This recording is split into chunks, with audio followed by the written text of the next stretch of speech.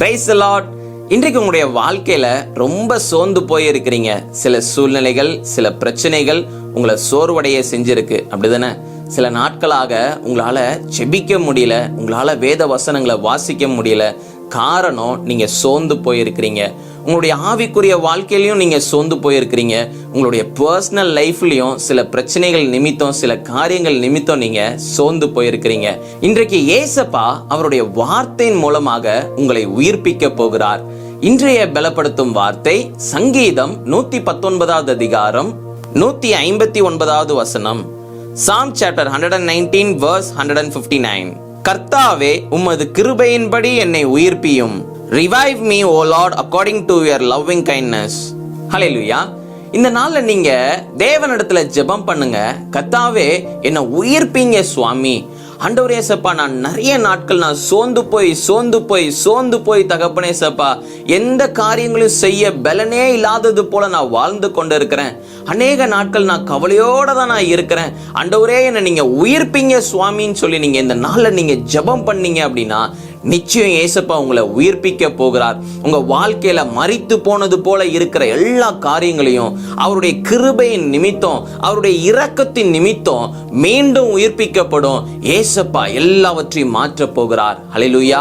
இன்னைக்கு எந்த காரியங்கள்லாம் உங்களுடைய வாழ்க்கையில மரித்து போனது போல இருக்கு, உங்களுடைய பர்சனல் லைஃப்ல நீங்க மரித்து போனது போல நீங்க காணப்படுறீங்களா, இல்ல உங்களுடைய ஆவிக்குரிய வாழ்க்கை மரித்து போனது போல காணப்படுகிறதா? இந்த நாள்ல ஜெபம் பண்ணி கேளுங்க.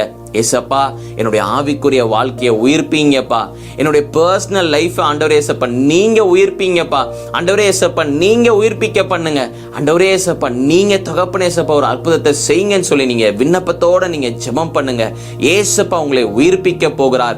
ஏசப்பா உங்களை நிற்க பண்ண போகிறார். ஏசப்பா உங்களை தலை நிமிர செய்வார். ஏசப்பா நிச்சயம் உங்களுக்கு உதவி செய்வார். அதனால சோர்ந்து போயிருக்கிறேன்னு சொல்லி நீங்க எல்லா நாளும் நீங்க அப்படியே இல்லாம ஏசப்பா கிட்ட கேளுங்க. ஏசப்பா உங்களுக்கு கிருபை தருவார். ஏசப்பா உங்களை உயிர்ப்பிக்க போகிறார். நாம எல்லாரும் விசுவாசத்தோட இந்த நேரத்துல நம்ம ஜெபிக்கலாம். எங்களை நேசிக்கிற நல்ல தகப்பனே, ஏசப்பா, பிள்ளைங்க இந்த நாள்ல சோர்ந்து போயிருக்கிறாங்க, அநேக காரியங்கள் நிமித்தம் சோர்ந்து போயிருக்கிறாங்க. இயேசுவே, நீங்க தகப்பனே ஏசப்பா பிள்ளைங்களை உயிர்ப்பீங்கப்பா. ஆண்டவரே ஏசப்பா எல்லா காரியங்களும் மாறட்டும். பர்சனல் லைஃப்ல ஒரு மாற்றம் உருவாகட்டும். ஆவிக்குரிய வாழ்க்கையிலும் ஒரு மாற்றம் உருவாகட்டும். நீங்க பிள்ளைங்களோட கூட இருந்து பிள்ளைங்களை வழி நடத்துங்க, ஆசீர்வதிங்கப்பா. இயேசுவின் மூலம் ஜெபிக்கிறோம் பிதாவே. ஆமேன், ஆமேன், ஆமேன்.